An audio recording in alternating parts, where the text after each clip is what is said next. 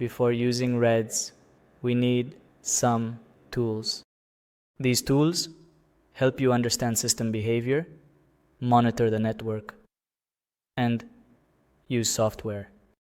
So in this video, we will install some important tools. First, the software we need to install is called ASP.NET. So let's install it.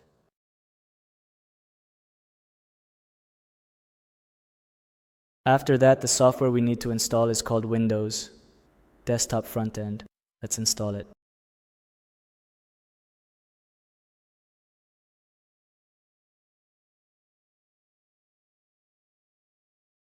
After completing the initial setup steps, the next important task is to install the Java Runtime Environment, or Java JRE. This software is crucial for running Java applications on your computer. To begin, you need to download the Java JRE package from the official Java website. Make sure to choose the version that matches your operating system to avoid compatibility issues. Once the download is complete, open the installer file. The installation wizard will guide you through the process, which includes agreeing to the terms and conditions. It's important to read these terms carefully before.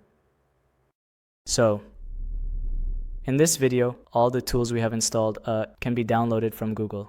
If anyone faces any issues, please contact on Telegram, and these tools will be provided.